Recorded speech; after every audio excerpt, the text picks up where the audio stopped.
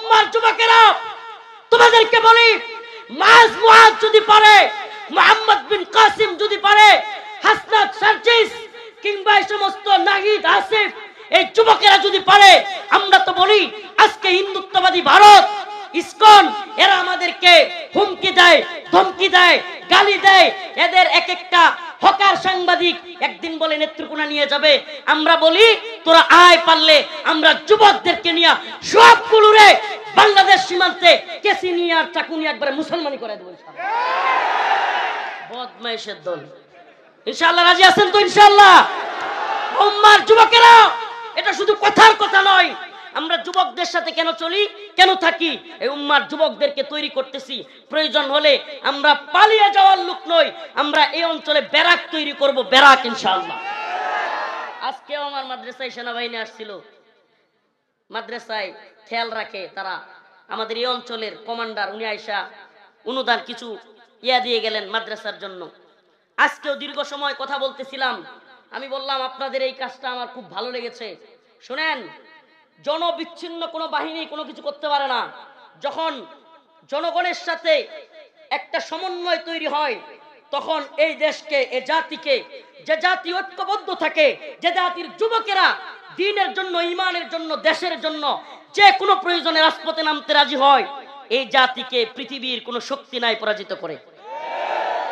ইনশাআল্লাহ আজকে যে আয়াত কারিমা তিলাওয়াত করলাম, আব্দুল্লাহ ইবনে আব্বাসের ঘটনাটা একটু বলি।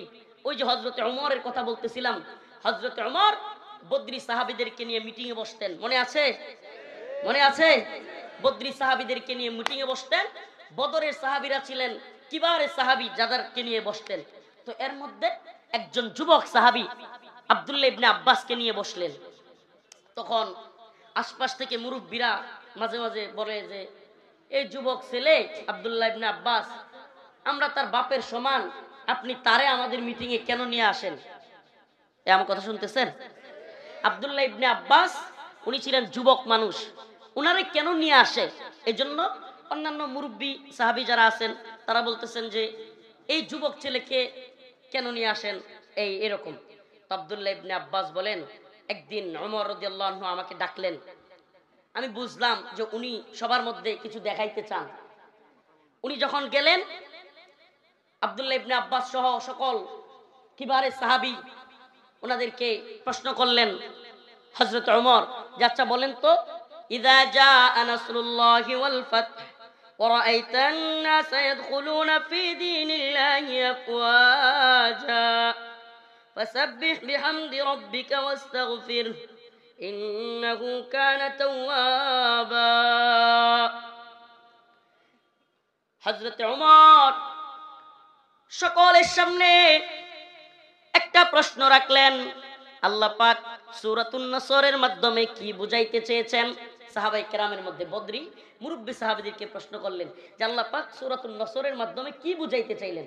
এক একজন এক এক ধরনের উত্তর দিয়েছেন। কেউ বললেন আল্লাহর পক্ষ থেকে সাহায্যের ঘোষণা এসেছে, কেউ বললেন আল্লাহর পক্ষ থেকে বিজয়ের ঘোষণা এসেছে, এটাই তো আমরা বুঝলাম।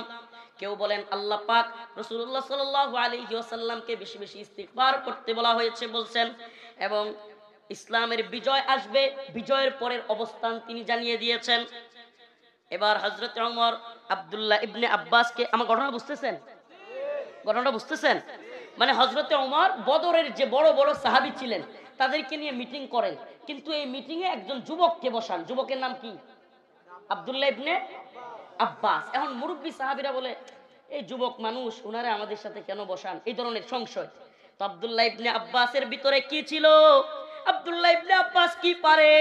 রাইসুল মুফাসসিরিন আব্দুল্লাহ ইবনে আব্বাসের ভিতরে কি পরিমাণ ট্যালেন্ট আছে, তিনি কি পরিমাণ জাননেওয়ালা, এটা পরীক্ষা করানোর জন্য, মুরব্বী সাহাবীদেরকে দেখানোর জন্য আব্দুল্লাহ ইবনে আব্বাসকে সামনে রেখে সমস্ত কিবারে সাহাবীদেরকে উনি প্রশ্নগুলো করলেন। সাহাবায়ে কেরাম এক একজন এক এক ধরনের উত্তর দিলেন। এবার হযরত ওমর আব্দুল্লাহ ইবনে আব্বাসকে প্রশ্ন করলেন, ইয়া আব্দুল্লাহ, আপনি বলেন তো, ইযা জাআ নাসরুল্লাহি ওয়াল ফাতহ ওয়া রাআইতান নাস ইয়াদখুলুনা ফি দীনিল্লাহি আফওয়াজা, এই সূরার মধ্যে আল্লাহ পাক কি বুঝাইতে চেয়েছেন?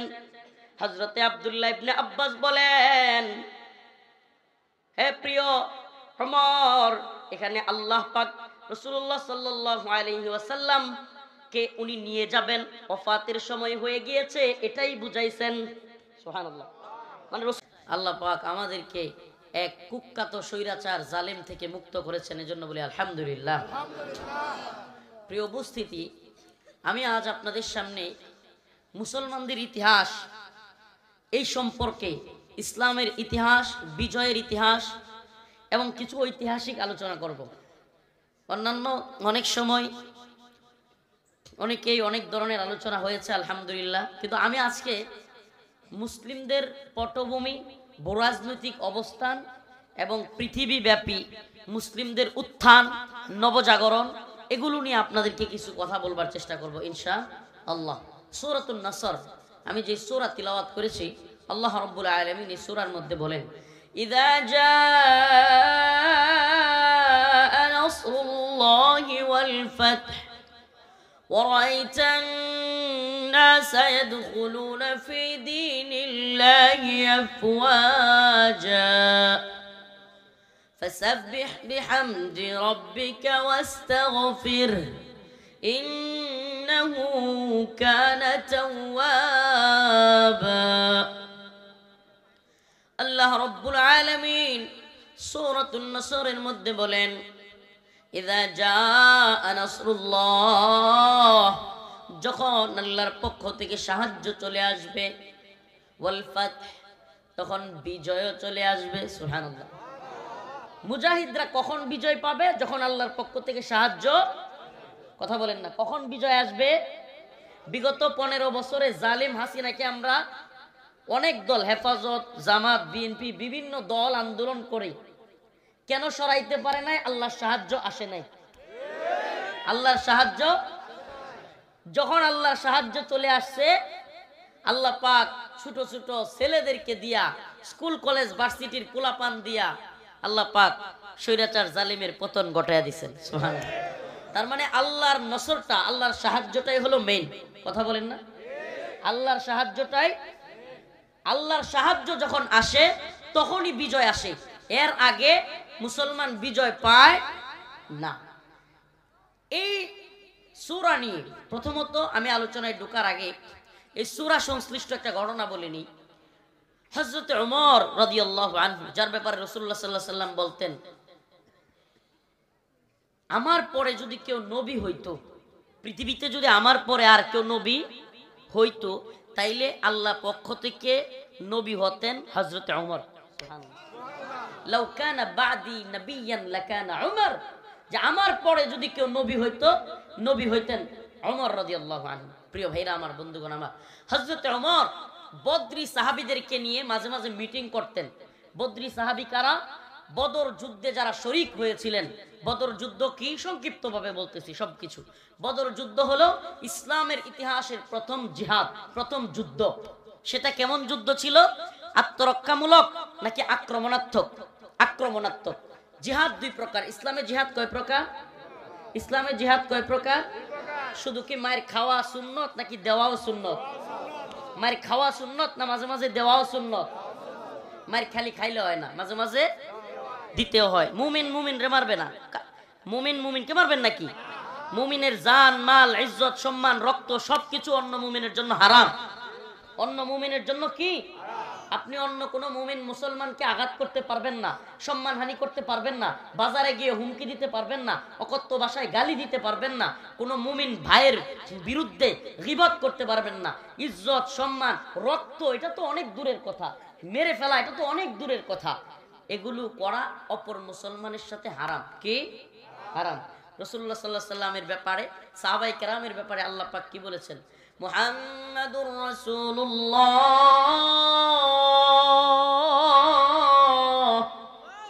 ওয়াল্লাযীনা মা'আহু আশিদ্দাউ আলাল কুফফার। আমার নবী এবং তার সাহাবায়ে কেরাম আশিদ্দাউ আলাল কুফফার, কাফের মুশরিকদের সাথে শক্ত। কেমন ছিলেন? রুহামাউ বাইনাহুম, কিন্তু নিজেরা নিজেদের মধ্যে দরদওয়ালা, রহমওয়ালা। সুবহানাল্লাহ। তো আমাদের সিফাত কি? রাসূলের মতো থাকবে তো? সাহাবীদের মতো থাকবে তো? নাকি মুসলমানের ক্ষেত্রে গরম আর মন্দির পাহারা দেওয়ার ক্ষেত্রে নরম?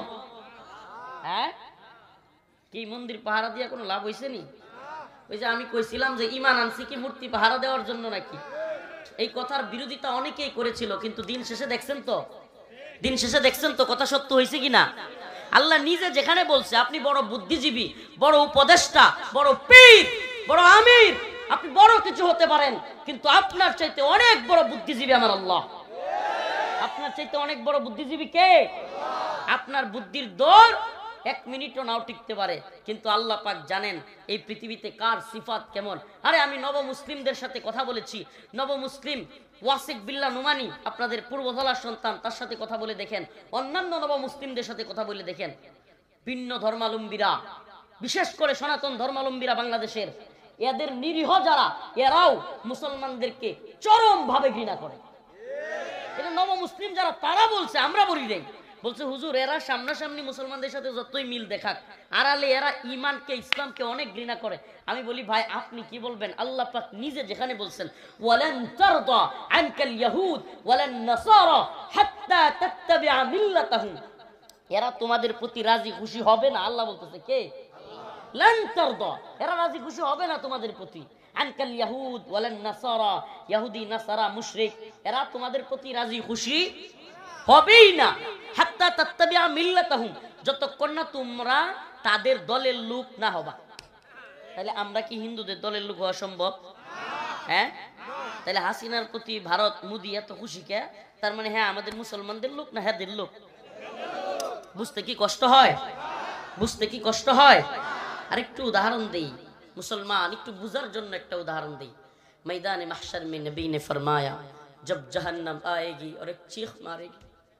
रसूलुल्लाह सल्लल्लाहु अलैहि वसल्लम বলেছেন জাহান্নামের আগুন যখন হাসরের ময়দানে প্রথমবার আসবে, এক বিকট আওয়াজ হবে, ওই আওয়াজের চোটে, ওই আওয়াজের ভয়ে মানুষ দাঁড়ানো অবস্থা থেকে ঠাস করে বসে যাবে।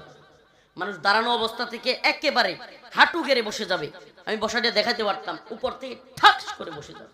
এই অবস্থায় সকল মানুষ উপরের দিকে তাকায় বলতে থাকবে, ইয়া রব নফসি নফসি, ইয়া আল্লাহ মেরি জান, আল্লাহ আমারে বাঁচাও, আমারে বাঁচাও। এটা সাধারণ মানুষের কথা নয়, এটা শুধুমাত্র আমার আপনার কথা নয়। ওলি আউলিয়া গাউস কুতুব পীর মাশায়েখ প্রত্যেকে জাহান্নামের চিৎকারের ভয়ে একেবারে হাঁটু গায়রা দিয়ে উপর দিকে হাত তুলে, ইয়া রব নফসি নফসি, ইয়া আল্লাহ আমারে বাঁচাও, আমারে বাঁচাও।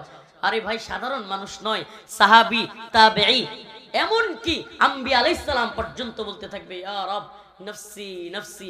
আদম আলাইহিস সালাম নফসি নফসি, নূহ আলাইহিস সালাম নফসি নফসি, ইব্রাহিম আলাইহিস সালাম নফসি নফসি, দাউদ, মুসা, ঈসা, ইসহাক, ইলিয়াস, নূহ, শীশ, যত আম্বিয়া আলাইহিস সালাম আছেন প্রত্যেক নবীরা পর্যন্ত বলতে থাকবে, ইয়া রব নফসি নফসি। হঠাৎ করে এক কোণ থেকে আওয়াজ আসবে, ইয়া রব উম্মতি উম্মতি উম্মতি। পরেশান হয়রান হয়ে যাবে সবাই, আয় হাই এ কোন লোক, এ কোন লোক যে জাহান্নামের ভয়েও সবাই নবী আলাইহিস সালামরা পর্যন্ত নফসি নফসি, আল্লাহ আমারে বাঁচাও, আল্লাহ আমারে বাঁচাও। ঈসা আলাইহিস সালাম বলবে, ইয়া আল্লাহ আমার মা মরিয়মের দরকার নাই, আমারে বাঁচাও। মরিয়ম আলাইহিস সালাম বলবে, আমার ছেলে ঈসার দরকার নাই, আমারে বাঁচাও। হাই সুবহানাল্লাহ। ইব্রাহিম আলাইহিস সালাম বলবে, ইসমাঈলের দরকার নাই, আল্লাহ আমারে বাঁচাও। আল্লাহু আকবার, সুবহানাল্লাহি ওয়া বিহামদিহি। এই মুহূর্তে একটা কোণ থেকে আওয়াজ আসবে, ইয়া রব উম্মতি উম্মতি উম্মতি, ইয়া আল্লাহ আমার উম্মতকে বাঁচাও, ইয়া আল্লাহ আমার উম্মতকে বাঁচাও। সবাই তাকায় দেখবে, আয় হায় এই কোন লোক? সবাই দেখবে এ তো মুহাম্মদুর রাসূলুল্লাহ সাল্লাল্লাহু আলাইহি ওয়াসাল্লাম। কি ভালোবাসে আপনাকে আমাকে আমাদের নবী, সুবহানাল্লাহ। সিজদা থেকে মাথা তুলতে চাইবেন না, কাঁদতে থাকবেন, ইয়া রব উম্মতি উম্মতি। আল্লাহ বলবে, ইয়া প্রিয় হাবিব আপনি মাথা তুলেন, আপনার উম্মত যারা নামাজ পড়বে, যারা দিন বুঝবে, যারা যে কোনো ভাবে দিনের সাথে লেগে থাকবে, আমি তাদেরকেই মাফ করে দিব। সুবহানাল্লাহ। হে প্রিয় হাবিব আপনি মাথা তুলেন, এই সুবহানাল্লাহ। অথচ সেই নবীকে আজকে কষ্টে কয়েকটা কথা বলি, সেই নবীর পেট মুবারককে বিকৃত কইরা ফ্রান্সের পৃথিবীর কুখ্যাত সাতেমে রাসূল এমানুয়েল ম্যাক্রু, ফ্রান্সের প্রেসিডেন্ট, এই বদমাশ আমার রসুলের পেটকে বিকৃত কইরা, পেট ফাইরা চিরা ছবি তুইলা ফ্রান্সের বড় বড় বিল্ডিং এর ভিতরে আমার রসুলের পেট বিকৃতি কইরা প্রজেক্টরের মাধ্যমে দেখাইছে। আপনারা জানেন আন্দোলন হয়েছে বাংলাদেশে ফ্রান্সের বিরুদ্ধে, জানেন না এটা? আপনি বলেন এই কুখ্যাত সাতেম, পৃথিবীর সবচাইতে ভয়ঙ্কর রসুল বিদ্বেষী লোকটাকে বাংলাদেশের সাবেক প্রধানমন্ত্রী সে লাল গালিচা সংবর্ধনা দিয়ে এনেছে। শুধু আনেই নাই, এই মহিলা ওই কুখ্যাত সাতেমকে, যে আমার রসুলের পেট বিকৃত করেছে, এই মহিলা তার সাথে ছুমাছুমি পর্যন্ত করছে। আমাদের কথা কি মিথ্যা? আপনারা কি দেখেন নাই? এমানুয়েল ম্যাক্রোকে লাল গালিচা সংবর্ধনা দেয় নাই? এমানুয়েল ম্যাক্রোকে যদি লাল গালিচা সংবর্ধনা দেয়, এমানুয়েল ম্যাক্রোর সাথে যদি গাল লাগায়, ঠোঁট লাগায়, চুম্বন দেয়, ও মুসলমান, আমার রসুলকে যে গালি দেয়, কটূক্তি করে, তার সাথে যদি তোমার নেত্রীর এত সম্পর্ক থাকে, তারপরেও যদি তুমি সেই নেত্রীর সাপোর্টার হও, সেই দলের সাপোর্টার হও, তবে আমাকে বলতেই হবে রাসূলের অপমানে যদি না কাঁদে তোমার মন, মুসলিম নয় মুনাফিক, তুই রাসূলের দুশমন। রাসূলের অপমানে যদি না কাঁদে তোমার মন, মুসলিম নয় মুনাফিক, তুই রাসূলের দুশমন। কিসের রাজনীতি? আমি কোন দল তোয়াক্কা করি না যদি এমানুয়েল ম্যাক্রোকে এভাবে লাল গালিচা সংবর্ধনা দেয়। রাজনীতি কিসের? আমার রসুলকে কটূক্তি করবে কোন রাজনীতি আছে নাকি? এই সুবহানাল্লাহ, আমাদের সাহাবায়ে কেরাম আপনার মতো এত রাজনীতি বুঝতো না। সাহাবায়ে কেরাম রসুলকে কেউ একটু কিছু বললেই কলিজা ফাইটে যাইতো। আরে ছোট্ট মুআজ রাদিয়াল্লাহু আনহু, ছোট্ট শিশু, 10-11 বছর বয়স, মায়ের কাছে গল্প শুনতেন যে আবু জাহেল মুহাম্মদুর রাসূলুল্লাহকে কটূক্তি করে, খেপে গিয়া জিহাদের ময়দানে দাঁড়ায় গেছে। আই হাই, রসুল, সাহাবায়ে কেরাম, রাসূল সাল্লাল্লাহু আলাইহি ওয়াসাল্লাম সবাই অবাক, এই বাচ্চারা কেন আসছে?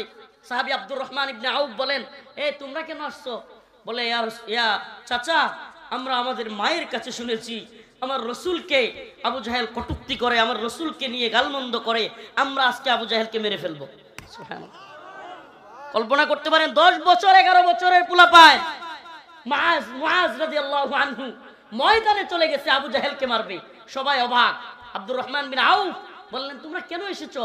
বলে, আমরা আম্মার কাছে শুনেছি আমার রসুলকে নিয়ে আবু জাহেল কটূক্তি করে, গালমন্দ করে, আজকে এর নামাইরা যাবো না। সুবহানাল্লাহ। আব্দুর রহমান ইবনে আউফ কয়, বাচ্চারা কয় কি? এই মুহূর্তে রাসূলুল্লাহ সাল্লাল্লাহু আলাইহি ওয়াসাল্লাম আসলেন। তো আয়েশা উনি বললেন যে তোমরা তো জিহাদে যেতে পারবা না, তোমাদেরকে যুদ্ধে নেওয়া হবে না। দুইজনই কান্না শুরু করে দিয়েছেন, আমাদের যেতেই হবে ইয়া রাসূলুল্লাহ। দুইজনই কাঁদতেছেন। রাসূল সাল্লাল্লাহু আলাইহি ওয়াসাল্লাম অনেকক্ষণ কিছু বললেন না, বললেন না যেতে পারবা না। অন্যরাও সাই দিচ্ছে না, সাহাবায়ে কেরামও। হঠাৎ করে আল্লাহ রাসূল ওদের কান্নাকাটি, ওদের অবস্থা দেখে বললেন, ঠিক আছে, একজন যেতে পারবে, বড় ভাই যেতে পারবে। ছোটটা বলে বসছে, ইয়া রাসূলুল্লাহ, আপনি বড় ভাইকে নিবেন, অথচ বড় ভাইকে আমি কুস্তিতে হারাইয়া দিই। মানে চিন্তা করেন তাদের অন্তরে রসুলের ভালোবাসা কি পরিমাণ। মানে বড় ভাইকে নিবেন, বড় ভাইকে তো আমি কুস্তিতে হারাইয়া দিই। এখন রাসূলুল্লাহ সাল্লাল্লাহু আলাইহি ওয়াসাল্লাম কি করলেন? যাচ্ছে, ঠিক আছে, কুস্তি ধরো। দুইজনে মিলে কুস্তি ধরলেন। এখন ছোটরা কানাকানি বড়টারে কয়, ভাই তোমার তো রসুল সিলেক্ট করেই ফেলছে, তুমি তো যাইতেই পারবা, আমি তো তোমার লগে আসলে পারবো না, কিন্তু আমি তোমারে যেন ধরলে তুমি পড়ে যাইবা, এতে করে তুমি তো এমনি যেতে পারবা আর আমিও যেতে পারবো। সুবহানাল্লাহ, এই সুবহানাল্লাহ। রসুলকে এরা কি পরিমাণ ভালোবাসতো, যেই কথা সেই কাজ। তারা জিহাদে গিয়েছে। আব্দুর রহমান ইবনে আউফ বলেন যে দুই পাশে দুইজন ছোট্ট ছোট্ট বাচ্চা হওয়াতে আমার মধ্যে এক ধরনের পেরেশানি কাজ করতেছিল। খাইরে, এরা না হইয়া যদি একটু বড় সড়কেও হইতো, তাইলে তো শত্রুর আঘাত আমার উপরে আসলে তারা প্রতিহত করতে পারতো। এখন আমারই তো এদেরকে বাঁচান লাগবো। আব্দুর রহমান ইবনে আউফ পেরেশান ছিলেন। এমন মুহূর্তে উনি পেরেশান, আর এদিকে এমন মুহূর্তে দুইজনে জিজ্ঞেস করতেছে, খালি এমন করে, খালি এমন করে। তাদের তো আর কাউরে খোঁজার দরকার নাই, তাকে কারে খুঁজে? এই সুবহানাল্লাহ, হেরা আর কেউ দেখে না, একটু জিয়াদ করতে আসে নাই, মারতে আইসে আবু জাহেল রে। হঠাৎ করে কয়, চাচা এখানে এত লোক, আবু জাহেল কুন্ডা? আব্দুর রহমান ইবনে আউফ বললেন, আমি অবাক হয়ে গেলাম, এরা বারবার এটা জিজ্ঞেস করে। তখন হঠাৎ করে আবু জাহেল তার বড় ঘোড়া নিয়ে সে আসতে লাগলো। আমি বললাম, ওই যে আবু জাহেল যায়। আল্লাহু আকবার। আব্দুর রহমান বিন আউফ বলেন, আমি বইলা ওইদিকে তাকায়া দেখতে দেখতে দেখি দুটা নাই। সুবহানাল্লাহ, বিদ্যুৎ গতিতে দুইটা আবু জাহেলের ঘোড়ার পাশে চলে গেছে তরবারি নিয়ে, তরবারি ঠিক মতো নিতে পারে না, একটা গিয়া বুদ্ধি করে কি করছে, ঠাস করে আবু জাহেলের নাগার পায় না, আবু জাহেল তো লাগুত পাইতো না, কি করছে, আবু জাহেলের ঘোড়ার পায়ের মধ্যে একটা গিয়া কুপ মারছে, কুপ মারার সাথে সাথে আবু জাহেলের ঘোড়া ধপ করে পড়ে গেছে, আর সাথে সাথে আরেকজন আবু জাহেলের কল্লার মধ্যে কুপ মারছে।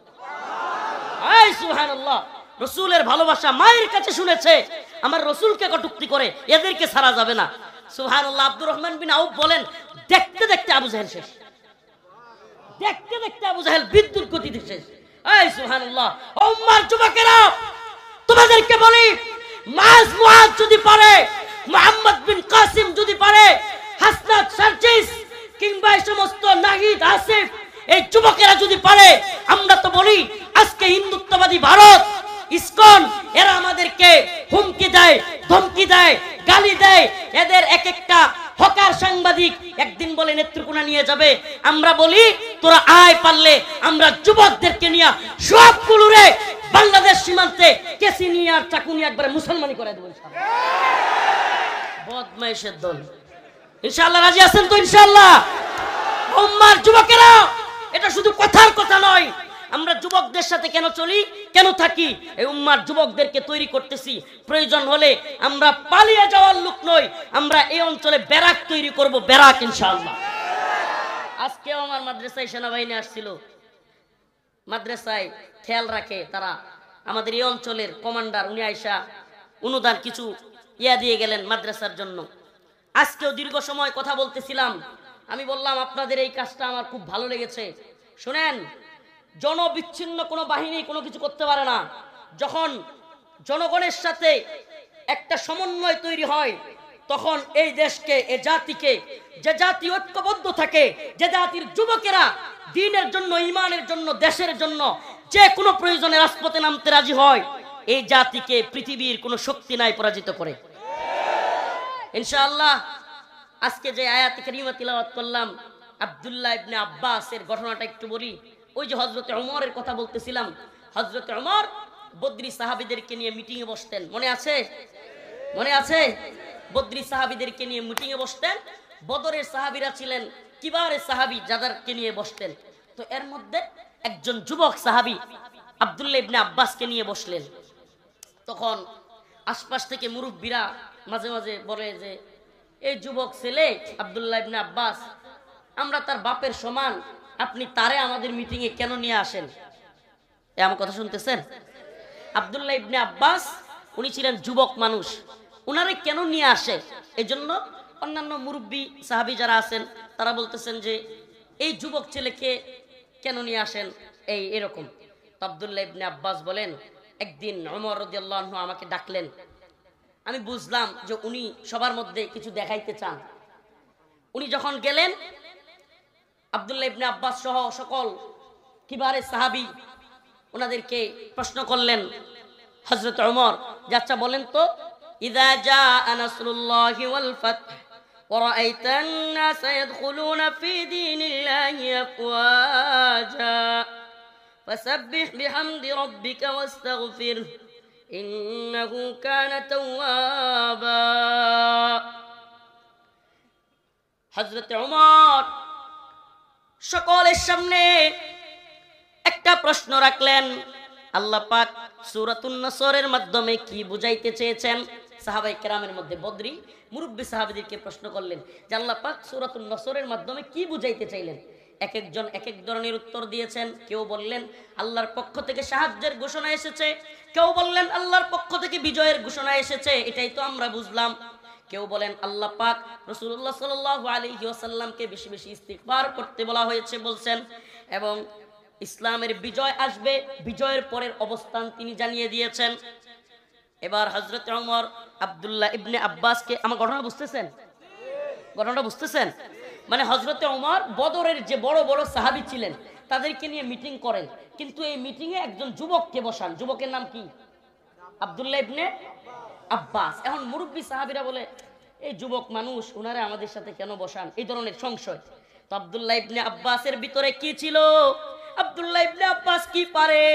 রাইসুল মুফাসসিরিন আব্দুল্লাহ ইবনে আব্বাসের ভিতরে কি পরিমাণ ট্যালেন্ট আছে, তিনি কি পরিমাণ জাননেওয়ালা, এটা পরীক্ষা করানোর জন্য, মুরব্বী সাহাবীদেরকে দেখানোর জন্য আব্দুল্লাহ ইবনে আব্বাসকে সামনে রেখে সমস্ত কিবারে সাহাবীদেরকে উনি প্রশ্নগুলো করলেন।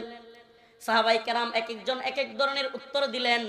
এবার হযরত ওমর আব্দুল্লাহ ইবনে আব্বাসকে প্রশ্ন করলেন, ইয়া আব্দুল্লাহ, আপনি বলেন তো, ইযা জাআ নাসরুল্লাহি ওয়াল ফাতহ ওয়া রাআইতান নাস ইয়াদখুলুনা ফি দীনিল্লাহি আফওয়াজা, এই সূরার মধ্যে আল্লাহ পাক কি বুঝাইতে চেয়েছেন? হযরতে আব্দুল্লাহ ইবনে আব্বাস বলেন, হে প্রিয় ওমর, এখানে আল্লাহ পাক রাসূলুল্লাহ সাল্লাল্লাহু আলাইহি ওয়াসাল্লাম কে উনি নিয়ে যাবেন, ওফাতের সময় হয়ে গিয়েছে, এটাই বুঝাইছেন। সুবহানাল্লাহ। মানে রাসূলুল্লাহ সাল্লাল্লাহু আলাইহি ওয়াসাল্লামকে পৃথিবী থেকে নিয়ে যাবেন আল্লাহ পাক, এটাই এখানে।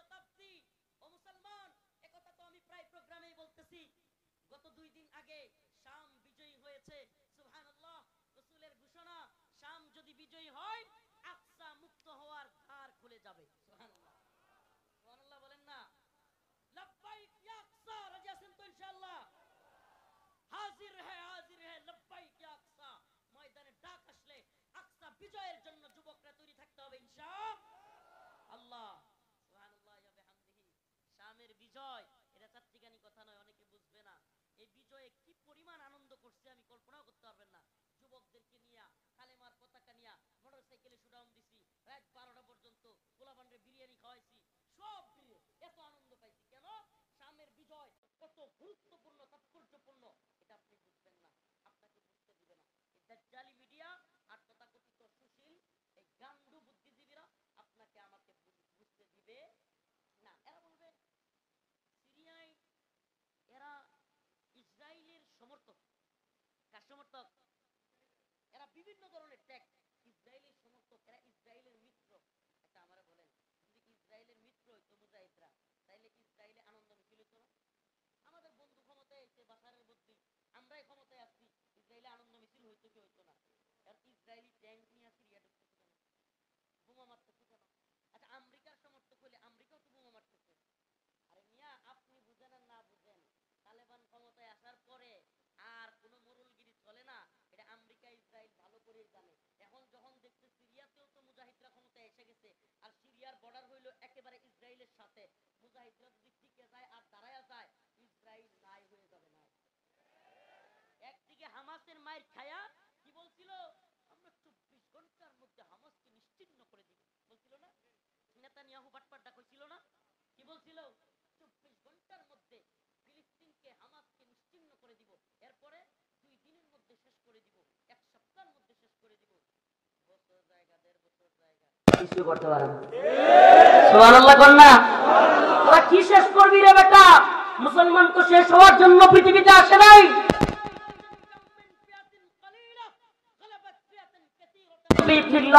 মুসলমানদের ছোট্ট ছোট্ট দল আল্লাহর উপর ভরসা রাখলে আমি বড় বড় দলের বিরুদ্ধে আল্লাহ বলেন তাদেরকে বিজয় দান করব। তোরা উপর দিয়া বোম মারস, হামাসের মুজাহিদরা ভিতর দিয়া সুরঙ্গের আরেক দেশ বানায় নিছে। সুবহানাল্লাহ কয় না? মুজাহিদদের বুদ্ধি তোদের চাইতে কম না। মায়ের খায়া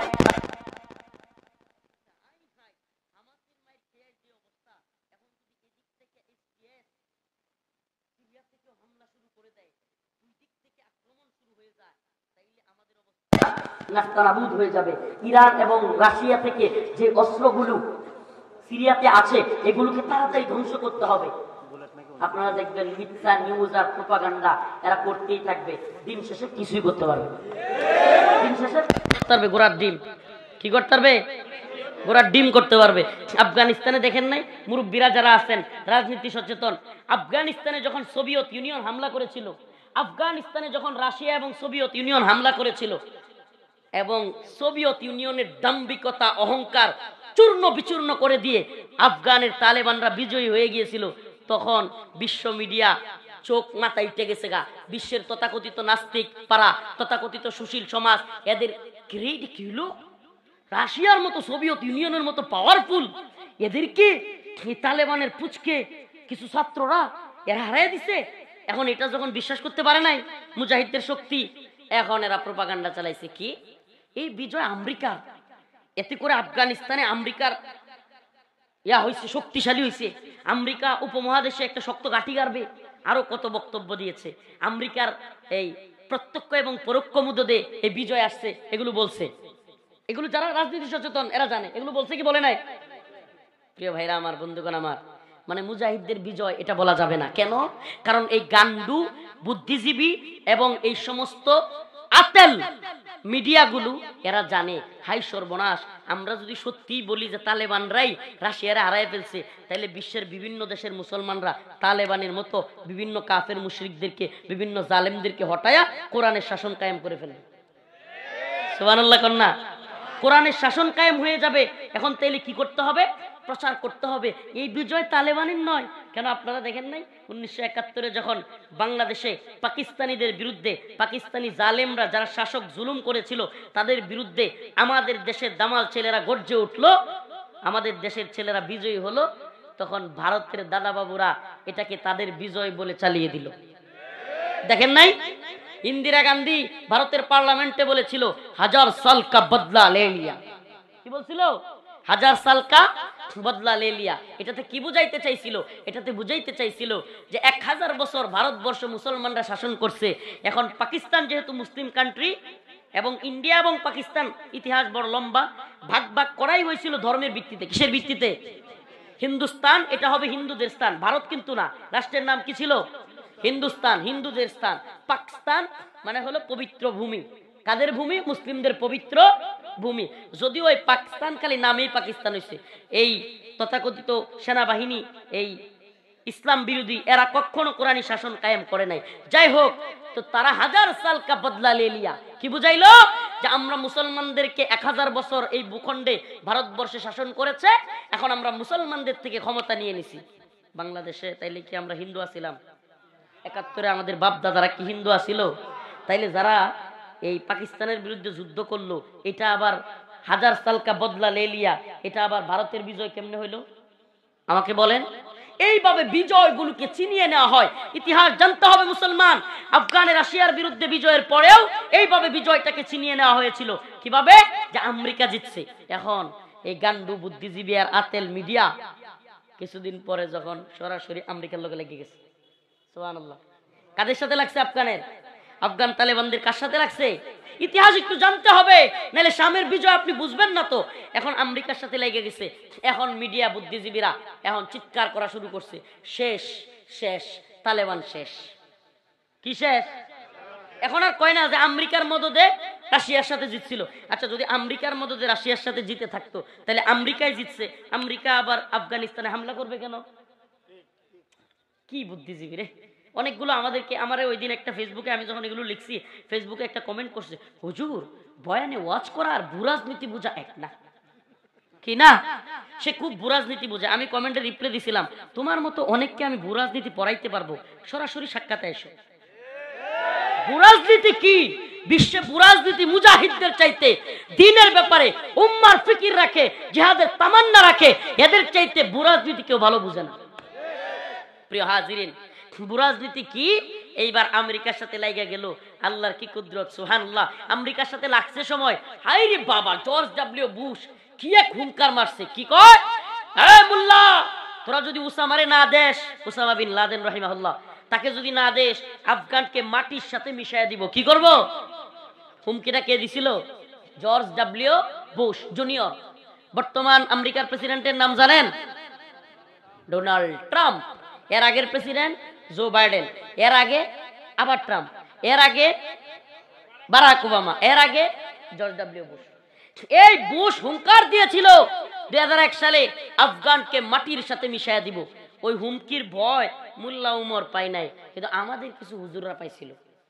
এই ভয়ে বাংলাদেশ থেকে কিছু হুজুর, পাকিস্তান থেকে, আফগানিস্তান থেকে, নাম বলবো না, বাংলাদেশের হুজুররাও 2-4 জন প্রত্যেক দেশ থেকে মোল্লা উমর রাহিমাহুল্লাহরে গিয়া বুঝাইলো, মোল্লা 5-6 বছর রাশিয়ার সাথে যুদ্ধ কইরা দেশটা পাইছো, কোরআনের শাসন কায়েম হয়েছে, এখন এক উসামার জন্য মোল্লা যদি আমেরিকার সাথে লাগতে চাও, আমেরিকা দেশটাকে ধ্বংস করে দিবে। মোল্লা উমর রাহিমাহুল্লাহ গর্জে উঠেছিলেন, চিৎকার দিয়ে এক ঐতিহাসিক কথা বলেছিলেন, দিগ্বিজয়ী, শতাব্দীর সবচাইতে কালজয়ী একটা বক্তব্য দিয়েছিলেন।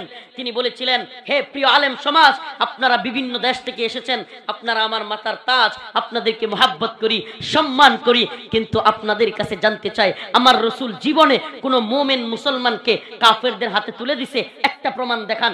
যদি দেখাইতে পারেন, আমিও ওসামাকে দিয়ে দিব। নাম্বার 2, আমিও দেখবার চাই, আপনারা জর্জ ডব্লিউ বুশের কথা বলেছেন, আমিও দেখবার চাই আমার আল্লাহ ওয়াদা দিয়েছেন, ওয়াদান আলাইহি হাক্কা, আমার রবের ওয়াদা সত্য হয় নাকি জর্জ ডব্লিউ বুশের ওয়াদা সত্য হয়? সুবহানাল্লাহ কোন? মোল্লা ওমর চিৎকার করে বলেছিলেন, আমি দেখতে চাই জর্জ ডব্লিউ বুশের ওয়াদা সত্য নাকি আমার রব্বে কাবার ওয়াদা সত্য।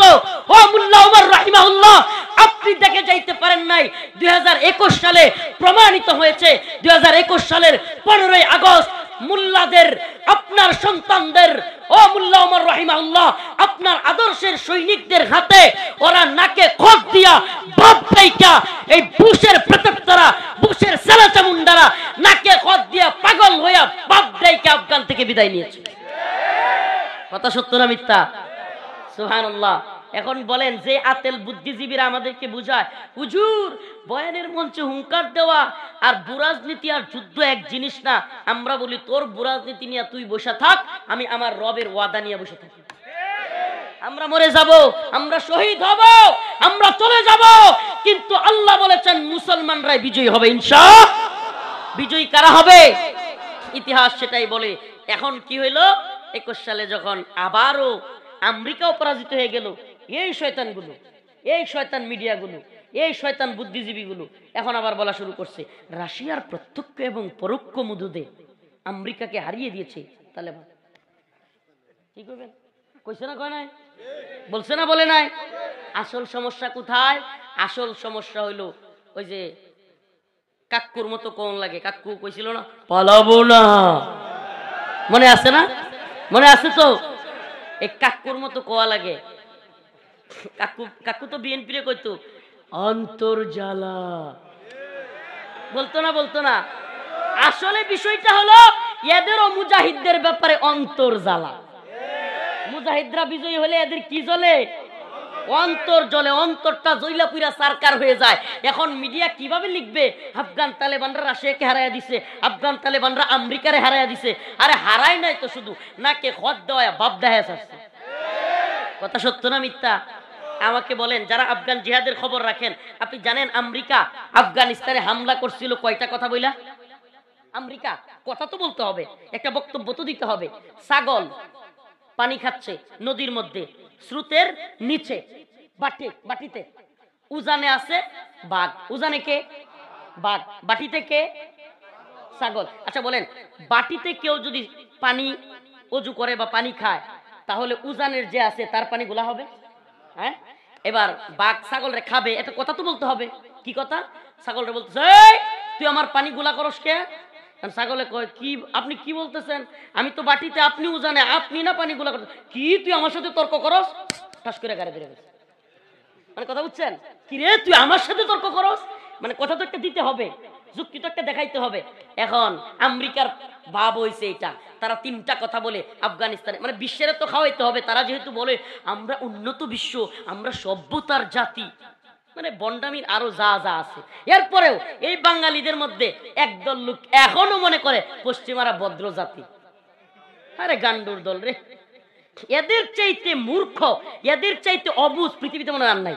এ ভাই, যেই আমেরিকা, যেই ইরান, যেই আমেরিকা, যেই ইসরায়েল, যেই ব্রিটেন, যেই জার্মানি, ফ্রান্স সম্মিলিতভাবে আফগানকে মাটির সাথে মিশিয়ে দিছে, এরা ভদ্র? কথা কেন? এরা ভদ্র? এরা উন্নত বিশ্ব? যে আমেরিকা, যেই ব্রিটেন, ফ্রান্স, জার্মানি, ইতালি সম্মিলিতভাবে ইরাককে মাটির সাথে মিশিয়ে দিয়েছিল। সাদ্দাম হুসেনের নামে কি বলে ওয়াইফেন আছে, এক ধরনের পারমাণবিক বোমা আছে, এই সেই বলে হামলা করছে, কিছুই পায় নাই, পুরা ইরাককে ধ্বংস করে দিছে। এরা সভ্য? তাইলে আপনি সভ্যতার মিনিং জানেন না, নাইলে আপনি পাগল। হয় আপনি সভ্যতার মিনিং জানেন না, নাইলে আপনি মাথা ঠিক নেই আপনার, আপনি অন্ধ। পশ্চিমের ভালোবাসায় আপনি কি ওয়েস্ট কিছু মানুষই আছে ওয়েস্ট কালচার দেখলেই তার খুব একটু ইংলিশ বলতে পারলে নিজের মনে করে খুব বেশি স্মার্ট। কথা বুঝছেন? ওয়েস্টের তো এই জারুদার যেগুলো আছে, জুতা মুসি, এরাও ইংলিশ পারে। তাহলে ইংলিশ পারলে কি স্মার্ট হয়ে গেল? স্মার্টনেস কি ল্যাংটা থাকা? স্মার্টনেস কি অর্ধউলঙ্গ থাকা? যাক, ওইদিকে গেলাম না। তো এদের স্মার্টনেস তো এই। প্রিয় হাজিরিন, এইবার তারা তিনটা কথা বলে আফগানে হামলা করেছিল। কথা লম্বা করবার সুযোগ নেই, তিনটা কথা। কয়টা? নাম্বার 1, একটা কথা, আমরা আফগানি গণতন্ত্র প্রতিষ্ঠা করব। কি প্রতিষ্ঠা করবে? গণতন্ত্র প্রতিষ্ঠা করব। আফগানের তালেবানরা হলো জঙ্গি, এরা মৌলবাদী, এরা দেশটাকে ধ্বংস করে ফেলবে। আমরা এই দেশটাকে নতুন করে গড়ব। কিভাবে গড়ব? শিক্ষায় সমান অধিকার বজায় করব, আমরা অর্থনৈতিকভাবে উন্নতি করব। তিনটা কথা। কয়টা? অর্থনৈতিকভাবে উন্নত করব, সমান অধিকার প্রতিষ্ঠিত করব, গণতন্ত্র প্রতিষ্ঠা করব। বুঝছেন তো? কয়টা? আচ্ছা আমারে বলেন, তিনটার কোনটা 2021 সালে প্রতিষ্ঠিত হয়েছে? হ্যাঁ, তাইলে বাপ দেখে পালাইছিস কে? এখন আফগান জনগণের যে ক্ষতি করে গেছস, এটি দিয়া যা। কথা কয় না? তাইলে তোরা যে কথা বলে আসছস, হামলা করছিস একটা দেশে, বলছিস তালেবানরা জঙ্গি, ঠিক আছে মানলাম জঙ্গি। তালেবানরা হলো মৌলবাদী, উগ্রবাদী, ঠিক আছে মৌলবাদী, উগ্রবাদী। আচ্ছা আমাকে বল, যাদেরকে মৌলবাদী বললি, জঙ্গিবাদী বললি, তাদের সাথে কাতারের দোহাই গিয়া চুক্তি কেমনে করলি? তার মানে বোঝা গেল মায়ের খাইলি সব সোজা। মায়ের উপরে জঙ্গি হইয়া যায় সঙ্গী। কথা কয় না? ঠিক মতো মায়ের করলে জঙ্গি হয়ে যায়। আগে জাগরে রাজাকার কইতো, আল বদর, আল শামস বলতো, মৌলবাদী বলতো। এখন দেখি প্রধান উপদেষ্টাও জামাতের আমির সাহেব সবার চাইতে কাছে রাখে। কথা কয় না? কাছে রাখে না? রাখে না? আগে তো উনারাই আসিল রাজাকার, উনারা আল বদর, যুদ্ধ অপরাধী, কত কথা না, কথা কয় না? এই যে এগুলো বলা, ভাই প্রিয় ভাইরা আমার, বন্ধুগণ আমার, শ্যামগঞ্জ নেত্রকোনার মুসলমান একটা কথা বলে যায়, মুসলমান ইমানদার, ইতিহাস বিজয়ীদের পক্ষে কথা বলে। ইতিহাস কাদের পক্ষে কথা বলে? আপনি বিজয়ী হয়ে যান, আপনার ভুল ত্রুটি কেউ খুঁজবে না, ভুল ত্রুটি কি করবে না। আর আপনি পরাজিত হয়ে যান, আপনার ভুল ত্রুটি খুঁজা খুঁজা বাহির করবে। এটাই বাস্তবতা। আপনি একটা প্রোগ্রাম করছেন, সফলতা দেখাইছেন, 2-4 জন বক্তা আসছে না, কিছু হই নাই, আর আপনার প্রোগ্রামে কোনো একটা ঝামেলা হয়েছে, খালি কুটায় কুটায় ভুল বাহির করবে। এটা শুধু প্রোগ্রাম না, আপনার মাদ্রাসা, আপনার স্কুল, আপনার চাকরি, আপনার বাড়ি, সব কিছুতে আপনি সফল হন, বিজয়ী হন, ইতিহাস আপনার পক্ষে কথা বলবে। আপনি ব্যর্থ হবেন, ইতিহাস আপনার বিরুদ্ধে যাবে। তার মানে কি? মায়ের উপরে ঔষধ, কিন্তু মুমিন রে মায়ের না। আবার বলি, মায়ের কোন দিকে হবে? কাফের মুশরিক জালেমদের বিরুদ্ধে। মায়ের কাদের কাদের উপরে পড়বে?